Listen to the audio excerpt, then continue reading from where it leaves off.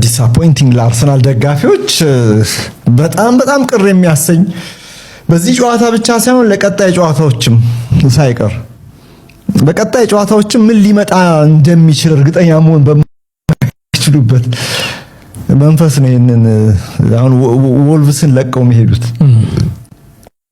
እስክንድርና የተመልከት የአርሰናል ሚኬል አርቴታ ላይ ሌሎች ተጫዋቾች ፊታቸው ላይ ያለው ነገርና እጃቸው ላይ የገባውን ነገር ነው ያጡት። የመጀመሪያው ግማሽ ላይ የነበረው ያ ከኳስ ጋር ዶሚኔት ያደረጉበት እዛ ጋር ነው ጥያቄ። ቅድምም ስልህ ነበርና እንደ ሁለተኛው ጎል ሲያስቆጥሩ ነው ለመናገር ጨዋታውን የገደሉት መስሎኝ ነበር። ግን ወልቭስ ግን አልሞት ባይሆኑ ነው ሁለተኛው ግማሽ ላይ መጣው። ግን የመጀመሪያው ፈርስት ሃፍ አርሰናል የነበረውን የበላይነት ወደ ጎል ነበረበት ነው። ሰብስክራይብ ማድረጋችሁን እንዳትረሱ። ዛሬም ላስታውስ፣ ላይክ ሼር ካረጋችሁ ደግሞ ቦነስ ይሆናል፣ ተደራሽነታችን ያሰፋልናል። እንዴት ነበር ትላንት ጨዋታው? በባከነ ሰዓት የተነነው ተስፋ 94ኛው ደቂቃ ላይ አንድ የ19 ዓመት ልጅ ብዙ ልምድ የሌለው የወልቭስ ተጫዋች ገብቶ ወደ ሜዳ 10 ደቂቃ እንኳን ሳይሞላ 10 ደቂቃ ገደማ ቆይቶ ያስቆጠራት ጎል የአርሰናልን መንፈስ እስከ ወዲያኛው ድረስ ሰብራለች። አሁን በማንቸስተር ሲቲ በኩል መንሸራተት ይጠበቃል። መድፉ እንግዲህ መጎተት ጀመረ ማለት ነው። አሁን እድሉ የሲቲ ነው፣ ይጠቀምበት ይሆን የሚለው ጥያቄ በቀጣይ ጨዋታዎችም ላይ የምንመለከተው ይሆናል። አርቴታ የአርሰናል ዋና አሰልጣኝም ዋና ተጋጣሚም የሊጉ ውራ የሊጉ አውራን ነጥብ አስጥሏል። በወሳኝ ሰዓት ጠንካራ የውድድር ዓመት የወጤ ጉዞው አስደናቂ ልፋቱን ሁሉ ረስቶ እንደ ልማዱ መንሸራተት የመድፉና መድፉ አርሰናል ብቻ መልክ ሆኖ ዘንድሮም ሊቀጥል መንገዱን ጀምሯል። ወሳኙ ጥፋት ላይ መደናቀፍ ጸጋ በረከቱ ያደረገው መድፈኛ 3 ዓመት የኖረውን ህይወት ለአራተኛ ዓመት እንደ ኔትፍሊክስ ተከታታይ ፊልም ሊደግም ከሻምፒዮንነት ቅኝት ተደናቂ ጉዞ በፍጥነት አዘግዝቆ የአጃቢ ሚዜነት ካባውን አጥልቋል። ለፔፔ ጋርዲዮላ በተለይ ማንቸስተር ሲቲ ዘንድሮ ሳይኖርም ዋንጫውን አጅቦ ጫፍ ሊሰጥ አርሰናል መንገዳገዱን አጠናክሮ ቀጥሏል። አርሰናል ካለፉት 7 የሊጉ ጨዋታዎች 4 ጊዜ ብቻ ወጥቶ በአንዱ ተሸንፎ 2ቱን ብቻ ነው ያሸነፈው። 4 ጊዜ ማቻ ነው የወጣው። ማግኘት ከነበረበት 21 ነጥብ 11 ነጥቦችን ጥሏል። የመድፉ ሜንታሊቲ እንደ ሊጉ መሪ ቡድን በራስ አምኖ የመጫወት የጸና ቢሊፍ ዛሬም በወሳኝ ሰዓት እንደተነነ በስተቶቹ አረጋግጧል። የሊጉ ውራም በሊጉ አውራ በተለየ መንገድ ደግሞ አርሰናልን የመሰለ የትም የለም ሲባል ነበረ። በመጨረሻ ግን 20ኛ የተቀመጠው ነሐሴ ላይም 20ኛ ነበረ። በየካቲት አጋማሽም 20ኛ ነው። ወልቭስ ይባላል የወረደው ክለብ ነው። 2-0 አርሰናል የመራውን ጨዋታ ወደ 2 አመቷል። ወሳኝ ጥፋቱ ላይ አርሰናል የሚዜነት ካባውን ለብሶ ታይቷል። ወደ አጃቢነት መጥቷል። የትም የሌለው አርሰናል፣ ከፍ ያለው አርሰናል፣ አርናቆት በጣም የተሰጠው አርሰናል በውድድር አመቱ ወሳኝ የውድድር ሰዓት ላይ በቁርጡ ሰዓት ላይ ጥፋቱ ላይ በተደጋጋሚ የሚወድቅ መስሏል። ሁለተኝነትን ባለፉት 3 አመታት ለምዷል። ለአራተኛው አመት መቀጠሉ እንደ ኔትፍሊክስ አስብሎታል። ቀድሞ ታይቷልና አርሰናል በአርቴታ አሰልጣኝነት ዋንጫ አይወስድም የሚል አርፍሰ ነገር አስቀምጣል። የግል ኦፒኒየን ያ ሌላው ደግሞ አይ በአርቴታ አሰልጣኝነት ዋንጫ ሊወስድ ይችላል ብሎ የሚከራከር ሊኖር ይችላል። ያ እና ይህንን ሐሳብ መነሻ እንዲሆን ያደረገ ነገር የትኛው ነው? ምኑ ላይ ነው? ምኑ ላይ ተሆነው እንደዚህ ከማንም በፊት ይህንን ሐሳብ እንድትሰነዝር ያደረጋሉት? ያ ግርም ያመሰግናለሁ። የአርሰናል ደጋፊዎች በጨዋነት አንደበት ራሳችሁ በራሳችሁ መልሱ ላሉ አሁንም ተስፋላችሁ በአርሰናል ዋንጫ የማንሳት በአርቴታ ስር አርሰናል ስኳዱ አሪፍ ነው። በአርቴታ ስር ግን ያነሳል ጥያቄ ምልክት አለ። በጨዋ አንደበት መልሱ ላሉ ግርም የኔ እንግዲህ እዚህ ድምዳሜ ላይ መጣሁት ፍርሃቱን ጥንቃቄ የሚመርጥ አሰልጣኝ ትላንት እኔ አሁን ቅድም ሶፊ በደንብ እንደውም ገጥቷል። 7 ደቂቃ ተጨምሮ ማርቲኔሊ ጎል ሲያስቆጥር ኳሱን ቶሎ ማስጀመርን ያለብህ እንጂ ትፈነጥዛለህ እንዴ? ልክ አይደል? እና አርቴታ ትላንትና እኔ እንግዲህ ለሲቪው የተጨነቀ ይመስለኛል። ከጥንቃቄ የመረጠበት ነገር ለሲቪው በ5 ተከታታይ ጨዋታዎች ላይ የመጀመሪያው አሰልጣኝ ሆኗል ከፔፕ ጋርዲዮላ ጋር ተጫውቶ ያልተሸነፈ። ለዛ ተጨንቆ የገባ ይመስለኛል ይሄንን ሪከርድ ለመያዝ እንጂ ማንቸስተር ሲቲ እኮ በብራይተን ተሸንፏል። ማንቸስተር ሲቲ በቶተንሃም ተሸንፏል። ማንቸስተር ሲቲ በማንቸስተር ዩናይትድ ብልጫ የተወሰደባቸው ክራይቴሪያዎች አሉት። ታዲያ ለምን አርሰናል ይሄን አያሳካው? ለዛውም ስኳድ ጥልቆ ነው፣ ለዛውም ዝውውሮቹን ፈጸመ። ሰው ለምን ታዲያ አርቴታ ጥያቄ እንዲነሳበት አርቴታ ዋጋ እየከፈለ እኔ አሰልጣኝ መቀየር አለባቸው። ቲሙ በጣም ምርጥ ቲም ነው። በደንብ ያሸናፊነት ገንብቶታል እኮ ትልቁን ስራ ሰርቶታል። ግን ፈራ ተባ የሚልበት ነገር አሁንስ ነጥቡ ወርዷል። ወደ ስንት? ወደ 5። ኒውካስል ሲቲ ካሸነፈ ወደ ስንት ይወርዳል? ወደ 3 ይወርዳል። አርሰናል ሳቋሙ የወራጅ ቀጠና ቡድን ነው የሚመስለው። ከ7 ጨዋታ ማሸነፍ የቻለው 2 ጨዋታ ነው ግርሜ። 2 ጨዋታ ነው አርሰናል ከ7 ጨዋታ ማሸነፍ የቻለው።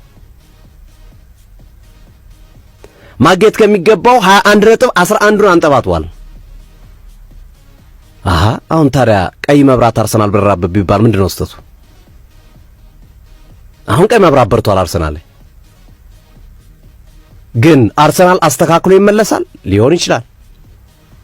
ሲቲ እንደለመደው አርሰናልን ከኋላው መጥቶ ይቀድመዋል ሊሆን ይችላል። አሁን ላይ መወሰን አንችልም። አሁን ላይ ነገሮች በጣም አስቸጋሪ እየሆኑ የመጡበት ሂደት እናያለን። ግን ሪያሊቲው ግን አርሰናል እየወረደ ነው፣ ሲቲ እየተነሳ ነው። ሲቲ ተከታታይ ጨዋታዎችን እያሸነፈ ነው፣ አርሰናል ተከታታይ ጨዋታዎች ነጥብ እየጣለ እየተሸነፈ ነው ያለው። ወደ ማን አድራል? አሁን ወደ ሲቲ ምንም ጥያቄ የለውም። ለምን? ሲቲ ጥሩ አቋም እያሳየ ነው ያለው፣ ጥሩ እንቅስቃሴ እያሳየ ነው ያለው። ሲቲ ኢታር ላይ ከአርሰናል ጋር ጨዋታ አለው። ሁሉም ጨዋታዎች ሁሉም ቢያሸንፉና ኢታር ላይ ያለው ጨዋታ ሊወስኑ ይችላል። ይሄንን ነው የዋንጫ ፉክክር። ቼልሲ ዋንጫ ፉክክር የመወሰን አቅም ያለው ቡድን ነው፣ ሁለቱንም ያገኛል። ክሪስታል ፓላስ ሁለቱንም ያገኛል። የዋንጫውን ጉዞ የመወሰን አቅም ያላቸው ቡድኖች ናቸው። አብዛኞቹ ቡድኖችን ያገኟቸዋል፣ አርሰናልና እርስ በርስ ያገኟቸዋል። ለምሳሌ ክሪስታል ፓላስን፣ ቼልሲን ምናምን ብራይተን ብሬንፎርድን አግኝቷል። የብሬንፎርድ ጨዋታ ለምሳሌ ወሳኝ ነው። አርሰናል ነጥብ አስጥሏል። ሲቲንስ ብሬንፎርድ ነጥብ ያስጥላል። አብዛኞቹ ጨዋታዎች ቀሪዎቹ ጨዋታዎች የሁለቱም የሚያገኟቸው ተመሳሳይ ቡድኖች ናቸው። አርቴታ ለኔ ግርምዬ ትልቅ ቡድን የያዘ ግን ትንሽ ሜንታሊቲ ያለው ቡድን ነው። ተጫዋች ነው፣ አሰልጣኝ ነው። ይቅርታ፣ ቡድኑ ትልቅ ነው፣ ስብስቡ ትልቅ ነው፣ ስብስቡ በጣም ድንቅ ነው። አሰልጣኛቸው ግን አእምሮ ገና ነው። አእምሮ አልበሰለም። አእምሮ እና የተጫዋቾቹ ፍላጎትና የአሰልጣኙ ፍላጎት በፍጹም የሚገናኙ አይደለም። እና ሜንታሊቲውን ደግሞ እንደዚህ አይነት የአእምሮ ስራ ደግሞ ቶሎ የሚስተካከል አይደለም። ለዛ ነው ስጋቶች እየመጡ ያሉት። አሁን ብዙ ደጋፊዎች የአርሰናል ደጋፊም የሌላ ክለብ ደጋፊዎችም በቃ አለቀለት አርሰናል ሲቲ መጣበት የሚሉት ለዛ ነው። ያለው የአእምሮ ደረጃና ያለው ቡድን ተመጣጣኝ አልሆነ። አሁን ለምሳሌ አይተህ ከሆነ ግርምዬ ማሲሚሊያኖ አሌግሪ፣ ሉዊስ ኢንሪኬ፣ ፔፕ ጋርዲዮላ ምናምን እንደዚህ አይነት ስኬታማ አሰልጣኞች ስትመለከታቸው ትልቅ ሜንታሊቲ ነው ያላቸው፣ አእምሮአቸው ደረጃ ከፍ ያለ ነው። ግን ቡድኑ ልክ ላይሆን ይችላል። አንዳንዴ ትንንሾቹን ተጫዋቾችን ታላቅ ያደርጓቸዋል። ጋርዲዮላ የሚያደርገው ለዛ ነው። የሱ ሜንታሊቲ የሱ የአእምሮ ደረጃ ከፍ ያለ ስለሆነ ነው ማቲያስ ኑኔዝን ከዛ ቦታ ስኬታማ ያደርገው። የሱ የአእምሮ ደረጃ ከፍ ያለ ስለሆነ ነው ሌሎችን ተጫዋቾች ውጤታማ ያደርጋቸው። ሉዊስ ኢንሪኬ ቪቲኒያን ከሜሲ ጋር እስከመጣላት አችንም ብሎ ሜሲ እስከመናገር ድረስ የደረሰውን ተጫዋች በዛ ደረጃ ያበቃው በአእምሮ ነው። ሜንታሊ አእምሮን ተጠቅመው ነው። ሚኬል አርቴታ ያንን ተጠቅመው ተጫዋቾችን ለምንድን ነው ማብቃት ያልቻሉ፣ ከፍ ማድረግ ያልቻሉ? ኦዴጋርድ፣ ሳካ፣ ቤን ዋይት ስንት እየተወራላቸው ያሉ ረጅም ዓመታት አርሰናልን ያገለግላሉ የተባሉ ተጫዋቾች እየወረዱ ነው ያሉት። ለምን? ማኔጅመንት ችግር ነው፣ ያጫወት መንገድ ነው። በዚህ ሂደት የሚቀጥል ከሆነ አርሰናል ግርምዬ በአመቱ መጨረሻ ትልልቅ ተጫዋቾች ይለቃሉ። በአመቱ መጨረሻ ተሆነ ውላቸውን አላራዝም ይላል። ራይስ 2 ዓመት ነው የቀረው፣ አላራዝም ይላል። ሌሎች ተጫዋቾችን በዛ መንገድ ይሄዱባል። የሰራውን ቡድን ታፈርሳለህ። እና የሚኬል አርቴታ የአእምሮ ደረጃ ከአርሰናል ቡድን ጋር ተመጣጣኝ አይደለም። ምንድነው መድፈኞቹ እየሆነ ያሉት? አንበሳነታቸውን በፍጥነት የረሱ፣ በጥርጣሬ ተመቱ፣ እርግጠኝነት የከዳቸው፣ የተቆጣጠሩትን በራሳቸውን ዝህላልነት የሚጥሉ፣ ተመሳሳይ ጥፋት ላይ የሚወድቁ እንዴትስ ሊሆኑ ቻሉ? የአርሰናል ደጋፊዎች በሞሊኑ የሚያዩትን ማመን ያቃታቸው ደጋፊዎች የሚያውቁት ነገር የሚፈሩት ነገር እየመጣ እንደሆነ እንዲሰማቸው ሆነዋል። ነገሮች ወደ መጨረሻ ዙር ሲደርሱ የፕሪሚየር ሊጉ የደረጃ ነጥብ እየጠበበ ሲመጣ እውነተኛው የፍጻሜ ሩጫ ሲጀመር የሚታወቀው መጥፎ ጣፈንታ እንደገና ከአርሰናል ፊት መጥቷል። ያልፉታል ወይስ እንደገና ልብ የሚሰብር ዓመትን ያሳልፋሉ ነው ጥያቄው።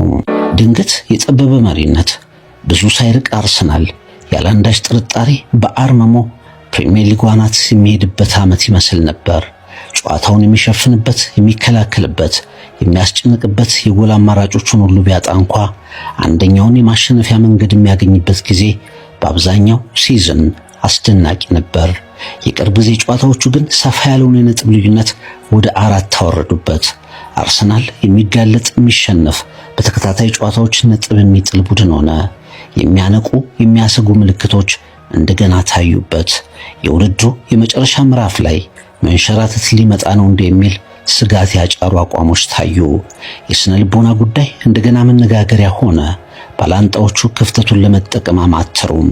የወልቭሱ ጨዋታ በዚህ ስሜት መሃል ይመጣ ነበር። መርሃ ግብሩ ለመድፈኞቹም ጥሩ ተብሎ ተፈርጆ ነበር። መድፈኞቹ በሞሊኖ ድላቸው ንቅንቅ አንልም የሚል መልእክት አስተላልፈው በቅርቡ አቋሙ የተሻሻለውን ወልቭስን ብቻ ሳይሆን የበለጠ መንሸራተታቸውን ጠብቀው ላሰፈሰፉ ባላንጣዎቻቸው መልእክት የሚልኩበት የጂቴኩን የብሬንትፎርድ የሳምንቱን ድባብ የለወጠ 3 ነጥብ ይዘው የሚያጠናቅቁበት ጨዋታ ይሆናል ተብሎም ተጠብቆ ነበር። ወልቭስን ለምነው ወደ ጨዋታ አስገቡት። መድፈኞቹ ወልቭስን የቁጣ ማብረጃ ያደርጉታል ሲባል ቁጣው እነሱ ላይ ወረደባቸው። ሻምፒዮን መሆን ከፈለክ አስረግጠ ማሸነፍ አለብህ። አንዳንዴ በውጤቱ ከፍታና ዝቅታ ወዲያ ወዲህ የሚላጋ የባለፉ ልብ ሰባሪ ውድድር ዓመታት ቅዠት ሆነው የሚያሰቃዩት ታማኝ ደጋፊያቸውን እርፍ የሚያደርግ 3 ነጥብ በፕሪሚየር ሊግ ወደ ደጋፊያቸው መስጠትም አለባቸውም። እንደዚህ አይነት ድል ለወልቭስ አርሰናልን የፕሪሚየር ሊጉን መሪ ጥለው መነጋገሪያ ለመሆን አቅማቸውን ሁሉ አማጦ ከፊታቸው ለሚቆሙ ተጋጣሚዎቻቸው ሁሉ መልእክት የሚጥል ውጤት ያስፈልጋቸው ነበር። መድፈኞቹ ለራሳቸው በራስ መተማመን መልሶ ስንቅ መሆን የሚችል ድልም ያስፈልጋቸው ነበር።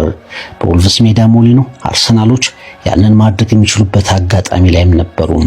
ለ60 ደቂቃዎች ያህል 1-0 ከዚያም 2-0 መምራት ቻሉ። አንዳች የሚያሸማቅቅ ፍርሃት ቡድኑ ላይ ከናሰልጣኙ ደጋግሞ እየወደቀ አርሰናል ተመሳሳይ ጊዜና ጥፋት ላይ ግን ሲንገዳገር ታየ። በሞሊኖ የሆነው ይሄው ነው። ከማንቸስተር ሲቲ ጋር ለካራባው ካፕ ፍጻሜ በመድረሳቸው ምክንያት በብቸኝነት በሳምንቱ አጋማሽ ላይ ተስቦ የመጣ ብቸኛ ጨዋታ ነበር። መድፈኞቹ እንኳን መጣ ያሉት መርሃ ግብር ከውጤቱ በፊት ውጤታቸው መልሶ ኳሱን ለሲቲ መወርወር እንዲችሉ ተንታኞች መንሸራተታቸውን እያነፈነፉ ሲተነትኑ መቆየታቸውን የሚያቆም ማንቸስተር ሲቲ እንደ ጥላ እየተከተለ የጣሉትን ነጥብ ሲቆጥር ወልቭስ ላይ አስደናቂ ምላሽ ሰጥተው መልሰው ኳሱን ይወረውሩበታል ተብሎም ተጠብቆ ነበር። ምን ዋጋ አለው? አርሰናል በጣም የሚቆጭበት የግር እሳት የሆነ ውጤት ተመዘገበበት እንጂ ውጤቱን ለመቀበል ከባድ ነው። በሁለተኛው አጋማሽ መጫወት በሚገባን መንገድ መጫወት አልቻልንም። ከምክንያታዊነት ይልቅ በስሜት ሁላችንም የተሞላንበት ጨዋታ ነበር። እንዲህ ሲሆን ደግሞ የሚገባን ውጤት ይሆናል። ሁሉም ለቡድኑ የሚችለውን ለማድረግ እየሞከረ ነው። ዛሬ በመጨረሻው ደቂቃ ላይ ዋጋ ከፈልን። መሰረታዊ ነገሮችን በምናውቀው መንገድ መከወን እንኳ ከበደን። ባለፉት ጥቂት ወራት ወጥ አቋማችንን በፕሪሚየር ሊግ ማሳየት አልቻልንም። በዚህ ከባድ ሰዓት እንደገና ለመነሳት ነው መወሰን ያለብን። ሊጉን ምን ያህል እንደምንፈልገውና እንደሚገባን ለማሳየት መነሳት ብቻ ነው ምርጫችን ሲል ሚኬል አርቴታ ከጨዋታው በኋላ ተናገረ። መልበሻ ክፍላችንን ጸጥ ያደረገው ውጤት ነው። በውጤቱ በጣም ተበሳጭቻለሁ። ሁለተኛውን አጋማሽ የተጫወትንበት መንገድ በዚህ ውድድር ዓመት ካሳየነው ደካማው ነው። አሁን ጊዜው እነዛን መጥፎ ውጤቶች አይቶ ማስተካከል የምናደርግበት ነው። ወደ ማሸነፍ መመለስ አለብን። አሁን ባለንበት ሁኔታ ነገሮች ጠፍተውብናል። ቀሪ ጨዋታዎችን ለማሸነፍ ቡድናችን አቅሙ አለው። ቡካዮ ሳካ በብስጭት ከውጤቱ በኋላ ተናገረ። የቀድሞ የአርሰናል ክለብ አጥቂ አለን ስሚዝ የፕሪሚየር ሊጉ ምርጥ ቡድንን ብለን አወራን፣ ምርጡ ስብስብም የኛ ነው አለን። ይሄ ሁሉ ግን በጫና ውስጥ ተፈትኖ ውጤት የማያመጣ ከሆነ ምንም ማለት ነው። ማንቸስተር ሲቲ በደስታ የሚቀበለውን እድል እየሰጠነው ነው። ጓርዲዮላና ሲቲ ባላቸው ልምድ እንዲህ አይነት አጋጣሚዎችን በቀላሉ አያልፏቸውም። 2026 ከገባ በኋላ ጊዜው ለመድፈኞቹ መልካም አልሆነም። በሊቨርፑል፣ ኖቲንግሃም ፎረስት፣ ማንቸስተር ዩናይትድ፣ ብሬንትፎርድ እና ወልቭስ ላይ 3 ነጥብ መውሰድ አልቻሉም። ከ8 ጨዋታዎች 3ቱን ብቻ አሸነፉ። ይሄ ደግሞ የሻምፒዮኖች ጠባይ አይደለም። በተለይ በቅርብ ጊዜ ውስጥ እየተሻሻሉ መምጣታቸው የሚካድ ባይሆንም በፕሪሚየር ሊጉ ታሪክ መጥፎ ጉዞ ባደረጉት ወልቭሶች በ30 ደቂቃ ውስጥ 2 ጎል ማስረከብ የሻምፒዮን ቡድኖች ጠባይ አይደለም። አሁን ቀሪ ጨዋታዎችን ሁሉንም ካሸነፉ ሻምፒዮን የሚሆኑት አርሰናሎች የመሆናቸው ነገር አብቅቷል። ቀሪ የፕሪሚየር ሊግ ጨዋታቸውን ሁሉ ካሸነፉ ሻምፒዮን የሚሆኑት ማንቸስተር ሲቲዎች ናቸው። አርሰናል በወልቭሱ ጨዋታ እንደ ሰነፍ ቡድን ነው የተጫወተው። ለሻምፒዮንነት ከሚጫወተውና እድል በእጁ ካለው አርሰናል በላይ አለመውረድ የማይችለው ወልቭስ ለነፍሱ የተሻለ ታግሏል ሲል ፖል ሜርሰን የቀድሞ አርሰናል አማካይ በብስጭት ሐሳቡን ሰጥቷል።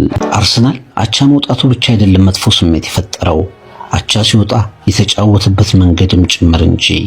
ከጂቲኤክስ ስታዲየም ከብሬንትፎርድ ውጪ ነፍስ ግቢ ነፍስ በሆነበት በተበለጠበት ጨዋታ 1 ነጥብ ወሰደ።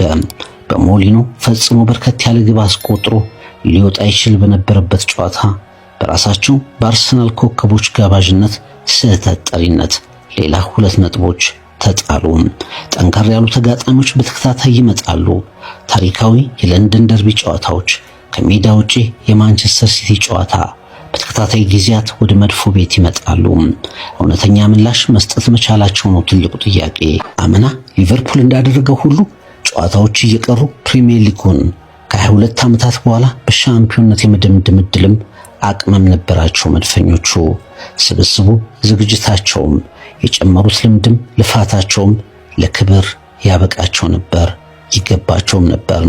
ነገር ግን በበግ እንደሚመሩ አንበሶች በዋናው የፍልሚያ ሰዓት ግዳይ መጣያ ሰዓት ላይ አንበሶቹ ራሳቸውን ማመን ያቆሙ ይመስላሉ። እናም በማይሆን ሰዓት በሁሉም አይነት ተጋጣሚዎቻቸው ሲፈተኑ ታዩ። አርሰናል በቀሪው ጊዜ ወደ አሸናፊነት መምጣት ይችል ይሆን? ተከታዩ ሲቲስ ይህንን የአርሰናል መንሸራተት እንደ ባለፉት ጊዜያት ይጠቀምበታል? አርሰናሎች በሞሊኖ እንደገናም ቆሙ። መድፈኞቹ በራሳቸው መሳሪያ በራሳቸው ስህተት የሚቆስሉ ሆነውም ታዩ።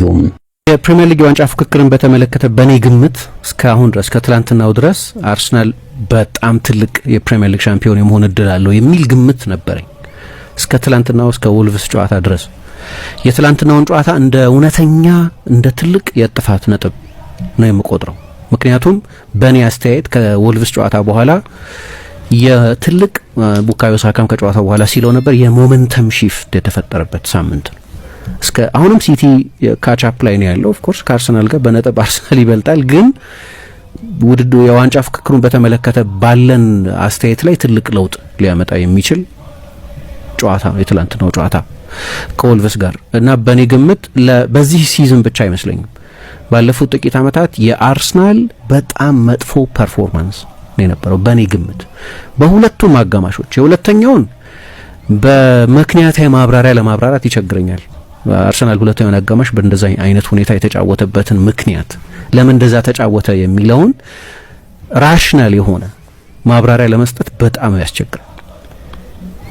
የመጀመሪያው አጋማሽ ግን ጥሩ አልነበረም። ኢሪስፔክቲቭ ኦፍ ውጤቱ አርሰናል ጨዋታውን 2-1 አሸንፎ ሞቶ ቢሆን አቻም ተለያይቶ እንደ አቻን የተለያየው፣ ስለዚህ አቻም ተለያይቶ ቢሸነፍ የጨዋታው ውጤት ትላንት የነበረውን ፐርፎርማንስ እንደ ፐርፎርማንስ ማለት ነው በጣም መጥፎ ፐርፎርማንስ ነበር ለኔ ሙሉ 90 ደቂቃው ማለት ነው። የመጀመሪያ አጋማሽ ላይ ቁጥጥር ነበረው ኦኬ፣ ግን የፓሲቭ ዶሚኔሽን የሚሉት ወይም ስቴሪል ዶሚኔሽን የሚሉት አደጋ የማይፈጥር 62% የኳስ ቁጥጥር ድርሻ ነበረው። ገና በጊዜ ነው ጎል ያስቆጠረው፣ ግን በጣም ዝግ ባለ ፍጥነት ነው አርሰናል ጨዋታውን ያደርግ የነበረው። ጨዋታው ለመግደል የሚጫወት ቡድን አልነበረም። የትላንትናውን ጨዋታ በማሸነፍ የነጥብ ልዩነቱን ቢያንስ ለጊዜውም ወደ 7 የማስፋት እድል እንዳለው ቡድን አይደለም እየተጫወተ የነበረው። የመጀመሪያው ማጋማሽ የኔ ኢምፕሬሽን የነበረው ልክ እንደዚህ ነው። ለማየት ካሰለቹኝ የፕሪሚየር ሊግ ጨዋታዎች መካከል አንደኛው የትላንትናው የመጀመሪያ አጋማሽ የፕሪሚየር ሊግ ጨዋታ ነው። አርሰናል ከፍተኛ ብልጫ በወሰደበት፣ ምክንያቱም የገጠመውን ቡድን ማንነት ማስታወስ ያስፈልጋል። ወልቭስን የገጠመው ትላንትና አርሰናል ኦኬ ኦልድ ትራፎርድ ላይ አቻ ተለያይቷል። ሲቲንም እኮ አስቸግሮት ነበር፣ ሊቨርፑልን አስቸግሮት ነበር አንፊልድ ላይ። የሚቀይረው ሀቅ የለም። ወልቭስ በፕሪሚየር ሊግ ታሪክ ከመጥፎቹ ቡድኖች መካከል አንደኛው ነው። በዚህ የውድድር ዘመን አይደለም፣ በዚህ የውድድር ዘመን ወልቭስ ላለመውረድ አይደለም የተጫወተው፣ ሲጀመር ወርዶ ነው ሲዝኑ ነው የጀመረው። ከ3 ከ4 ጨዋታዎች በኋላ ወልቭስ ኩኛን ሪያን ኤት ኑሪ ነው የምን ተጫዋቾች ከሸጠ በኋላ ሰርቫይቭ በደህና ተጫዋቾች እነሱን ባለመተካቱ የተነሳ ሰርቫይቭ እንደማያደርግ ግልጽ ነበር። ከዛ በፊትም በአመታት ውስጥ የሸጣቸው ተጫዋቾች በየጊዜው ይታወቃሉ። ጃንዋሪ መጣ ስትራንድ ላርሰንን ሸጡት ለክሪስታል ፓላስ። እሱን ሲሸጡት ምንም ግልጽ ነው። ግን ላለመውረድ የተጫወተ ቡድን አይደለም ለኔ ወልቭስ የወረደ ቡድን ነው። ገና ሲዝኑ ከተጀመረበት ጊዜ ጀምሮ አንድ ጨዋታ ነው አመቱ ሙሉ ያሸነፈው ወልቭስ። አይ ሮብ ኤድዋርድስ ከመጣ በኋላ እኮ ኦልድ ትራፎርድ ላይ ኤቲሃድ ላይ እንደዚህ ሆነ it doesn't explain anything። ወልቭስ በፕሪሚየር ሊግ ታሪክ መጥፎ ቡድን ላለመሆን ነው እየተጫወተ ያለው ማቴማቲካሊ። ደርቢ ካውንቲ ነው 12 ነጥብ ያለው። ትላንትና ወልቭስ 10 ነጥብ ላይ ደረሰ። ስለዚህ በቀረው 10 ጨዋታ ምናምን ተጨማሪ 2 ነጥብ እና ከዛ በላይ ለማግኘት የሚፋለም እንደዛ አይነት በጣም ዝቅ ያለ ባር ላይ ያለ ህይወት የሌለው ቡድን ነው ወልቭስ። የውድድር ዘመኑ በሙሉ ህይወት አልባ ቡድን ነው። 9 ነጥብ ብቻ የነበረው በፕሪሚየር ሊግ ታሪክ ነው የምለው። እንደውም በአጠቃላይ በእንግሊዝ እግር ኳስ ታሪክም ከመጥፎ የፕሪሚየር ሊግ ቡድኖች መካከል አንደኛው። ከዚህ ቡድን ጋር 20ኛ ከአንደኛ ጋር ነው ጨዋታው የተደረገው። ግን 20ኛው ፋይቲንግ ቻንስ የሌለው 20ኛ ገና ሴፕቴምበር እንደደረሰ ከሞላ ጎደል እንደወረደ የታወቀ 20ኛ ነው። 20ኛ መሆን ነሰሰርሊ መጥፎ ማለት አይደለም። የመትረፍ እድል ካለሽ በነጥብ የምትቀራረቢ ከሆነ ፋይቲንግ ቻንስ አለሽ ማለት ነው። ስለዚህ 10 ጨዋታ ይቀራል፣ 11 12 ጨዋታ ይቀራል። ስለዚህ ሊተርፍ ይችላል ሊባል ይችላል። ወልቭስ የፍልሚያ እድል የሌለው ቡድን ነው እና አርሰናል ደግሞ 7 የማድረግ አጋጣሚ ነበረው። የትላንትናው ጨዋታ ላይ ጨዋታውን አሸንፎ ቢወጣ ኖሮ የመጀመሪያው አጋማሽ ከዛ በአማረ ሁኔታ ሊጀምር አይችልም ለአርሰናል። አርሰናል አንድ ያለበት ችግር ብዙ ጊዜ እንደምናነሳውም የሎ ብሎክ ቡድኖችን ስለሆነ የሚገጥመው ቶሎ ጎል ለማስቆጠር ይቸገራል እና ብዙ ጊዜ ጎሎቹ በምጥ ነው የሚገኙት። ጌም ስቴቱን የሚቃኙ ከዛ በኋላ የተጋጣሚን ቡድን አፕሮች የሚወስኑ ጎሎችን በጊዜ አያስቆጥርም። ምሳሌ አንድ የሚገርም ቁጥር አለ። ትላንት አርሰናል ያንን ጎል ሲያስቆጥር በቡካዮ ሳካ አማካኝነት ከዴክላን ራይስ ወደ ሳጥን ክሮስ የተደረገ ኳስ ነው። ትላንት 10 ቁጥር ሆኖ ነው የተጫወተው። በእርግጥ ጆሴሳ የወልቭስ ተከላካዮች መተቸት አለብን፣ ተኝተው ነበር። ኳሱ ወደ ሳጥን ክሮስ ሲደረግ ሳካ 6 ትንሿ ሳጥን ውስጥ ገብቶ ያንን ጎል ሲያስቆጥር እንደዚህ ኃይለኛ የመከላከል ስንፍና የነበረበት ጎል። ግን ከሎ ብሎክ ቡድኖች ጋር ያለው አንደኛው ችግር ቶሎ ጎል አታስቆጥሪባቸውም እና ሌበሪንግ ነው። ያ ታመጫለሽ ጎል ለማስቆጠር ረጅም ጊዜ ይወስዳል እና እሱ ደግሞ ሜንታሊ ያደክማል። ባለፈው ስለ ትንንሾቹ ማርጅኖች ያነሳሁት ከሜዳ ውጪ አርሰናል ብዙዎቹን ጨዋታዎች ካሸነፈ በአንድ የጎል ማርጅን ነው የሚያሸንፈው ከበርንሌና ከሊድስ ዩናይትድ ጨዋታ ውጪ ያልኩት። ከሜዳ ውጪ የፕሪሚየር ሊጉ ቤስት ቡድን መሆኑንም እያወቅኩ ግን እነዛን ጨዋታዎች የሚያሸንፍበት መንገድ ግን በአእምሮ ኤግዞስት የሚያደርግ ነው። በአራት ውድድር ለ10 ወር በዛ ሁኔታ መጫወት አይቻልም። ሰፊ ማርጅን ይዘሽ የመጨረሻውን 30 ደቂቃ ሪላክስድ ሆነሽ ካልተጫወትሽ በስተቀር ለ10 ወር ያንን ማድረግ በጣም በጣም ያስቸግራል። ያ እድል ነበራቸው ግን ምክንያቱም ገና በጧት ቡካዮ ሳካ ጎሉን አስቆጠር። ወልቭስ የሚያጣው ነገር የለም፣ እንደወረደ አውቋል። ስለዚህ እንደሌሎቹ ቡድኖች ሪስክ ላይ ወስድ ይችላል። ግን በጣም አስፈላጊው ነገር የመጀመሪያውን ጎል ማስቆጠር ነው ከሎ ብሎክ ጋር በምትጫወችበት ጊዜ። ለእኔ እንዲያውም የሁለተኛውን አጋማሽ የአእምሮ ጉዳይ ነው የምለው፣ የኃይለኛ ቴንሽን ጉዳይ ነው። የኮሌክቲቭ ሜንታል ብሎክ በቃ በጋራ ያለ የአእምሮ የፍርሃት ጉዳይ ነው ለእኔ ታየኝ ሁለተኛ አጋማሽ ላይ። ምክንያቱም ይሄ ወልቭስ ነጥብ ሊያስጥልሽ አይችልም። በተለይ አርሰናልን ከሆንሽ፣ በተለይ የዚህኛውን ሲዝን አርሰናል ከሆንሽ ማለት ሁሉም ትልልቅ የአውሮፓ አሰልጣኞች በሙሉ እየወጡ የሚያደንቁትን ቲም ከሆነ ታየው አላዛርን ኮሜንት ወይ የሌላን ሰው ኮሜንት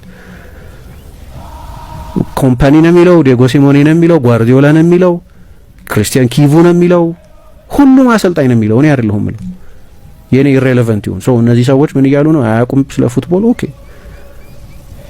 እንደዛ አይነት ቡድን ሆነሽ በዚህ ወልቭስ you have to go for a kill። በቃ 1-0 ነው ጨዋታው ማለቅ አለበት በመጀመሪያ አጋማሽ።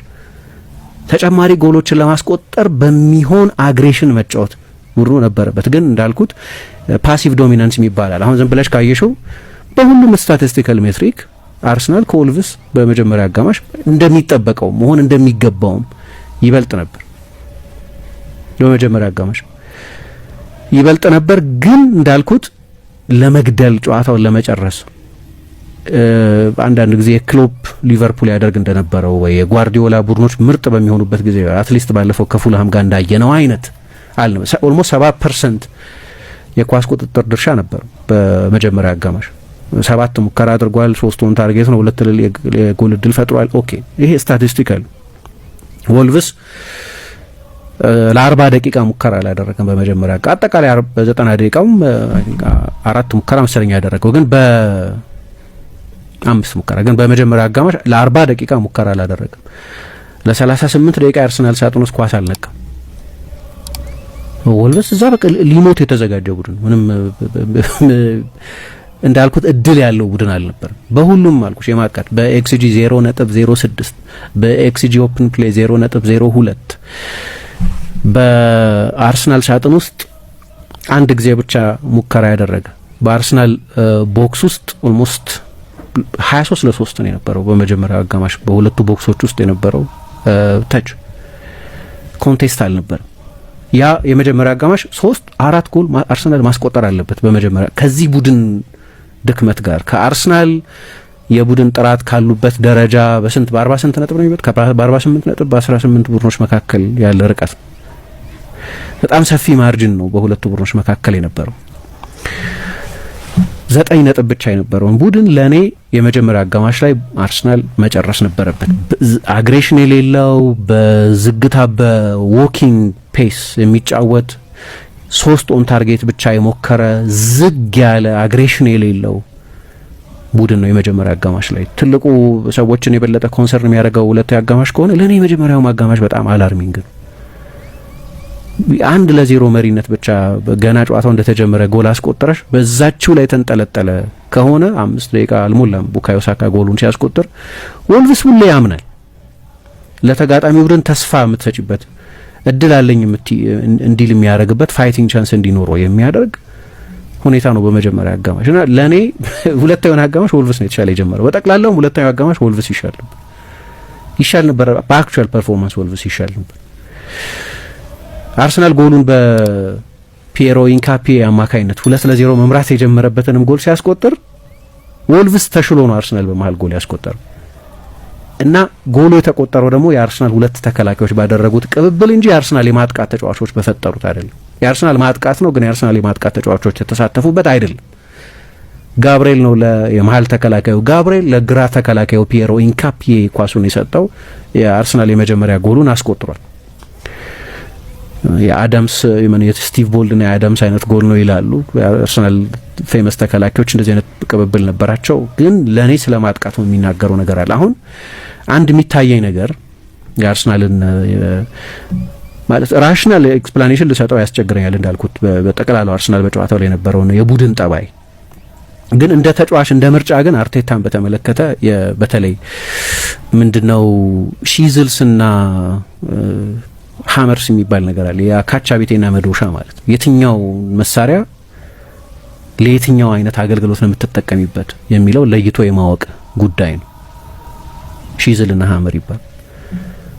ለኔ ትላንት አርሰናል የሎ ብሎክ ቡድን የገጠመው ከ30% ኦልሞስት 30% ኳስ ሊዝ ፍቃደኛ የሆነ ብቻ ሳይሆን በአርሰናል ሱፐርማሲ ምክንያት እንደዛ እንዲጫወት የሚገደድ ቡድን አንስቼዋለሁ ከዚህ በፊት።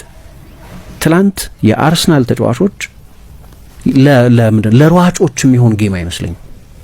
የትላንትናው ጌም ለሯጮች የሚሆን ጌም አይደለም። አርሰናል ይዞ የገባው ሯጮች ነው። ማድዌኬ በቀኝ በኩል፣ በግራ በኩል ማርቲኔሊ፣ ከፊት ዮኬሬስ፣ ሁሉም ከጀርባ የሚሮጥበትን ስፔስ የሚፈልጉ ተጫዋቾች ናቸው። እኔ አሁን ማናችንም ከአርቴታ የተሻለ የእግር ኳስ እውቀት የለንም። ማናችን ማለት ከዓለም ቤስት አሰልጣኞች አንደኛው ነው።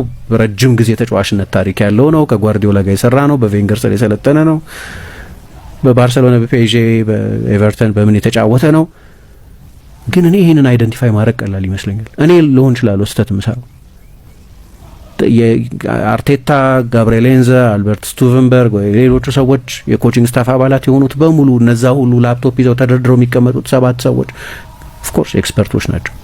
ለኔ ግን ከወልቭስ ጋር በምትጫወችበት ጊዜ ከጀርባ ስፔስ የለም እና ወልቭስ እንደዛ ነው የሚጫወተው አትሊስት በመጀመሪያ አጋማሽ በአርሰናል ኳሊቲ ምክንያትም ብዙ ጊዜ በፕሪሚየር ሊግ አርሰናል በሚገጥማቸው ቡድኖች ጠባይ ምክንያት።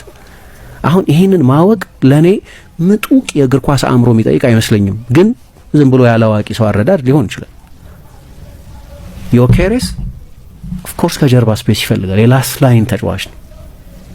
ስለዚህ መሮጫ ቦታ ያስፈልገዋል። ማርቲኔሊ ብዙ ጊዜ ብያለሁ፣ ማርቲኔሊ ሰፊ ስፔስ የሚፈልግ ተጫዋች ነው፣ ሯጭ ነው፣ የመሮጫ ስፔስ ይፈልጋል። አሁን አትሊስት አንድ ሯጭ ያስፈልጋል። ስለዚህ የማድዌኬን ወይም የማርቲኔሊን ወይም የዮኬሬስን ከሶስቱ አንዳቸውን መካተት እረዳለሁ። የተለያየ ካራክተሪስቲክስ ያላቸውን ተጫዋቾች ነው ማጫወት ያለብሽ። ግን ሶስቱም ሯጮች ከሆኑ ግን ችግር ነው። ከዛ ሳካ በፕሪሚየር ሊግ ጨዋታ 10 ቁጥር ሆኖ ተሞክሯል ትላንትና፣ ክፋት የለውም እና ከ16 ጨዋታ በኋላም ለመጀመሪያ ጊዜ ጎል አስቆጥሯል። ችግሩ ግን ጋይል ይሄ የዛ ቦታ ኤሊት የ10 ቁጥር ተጫዋች የለም። እንደው ሯጮችም ከተጠቀምሽ አሁን እሺ በቀኝና በግራ በኩል ያሉት አሁን ይሄው እኮ ነው ከዊጋን ጋር የነበረው ፍሮንት 3 ከዮኬሬስ በስተቀር ልንል እንችላለን። አሁን ትልቁ ልዩነት እዛ ጋር ጄሱስ ነው የነበረው። እዛ ጨዋታ ላይ ጄሱስን ተጠቀምሽ ማለት ፍሉይድ ይሆናል። ምክንያቱም ጄሱስ 9 የላስት ላይን ተጫዋች አይደለም። ድሮፕ ነው የሚያደርገው፣ ወደ ኋላ ይመለሳል፣ ፋሲሊቴተር ይሆናል። እውነተኛ 10 ቁጥር ባለመያዝሽ ምክንያት ሊፈጠር የሚችልን የክሬቲቪቲ ጉዳይ መሙላት ይችላል። ወደ ቻናል ይወጣል። ስለዚህ በተደጋጋሚ ከማርቲኔሊ ጋር ቦታ ይቀያየራል። ወደ ቀኝ መውጣት ይችላል። ስለዚህ ከማድዌኬ ጋር ቦታ መቀየር ይችላል። ወደ ጥልቅ ይመለሳል። አሁን ለኔ የማጥቃት ኮምቢኔሽን ጉዳይ ነው ይሄ።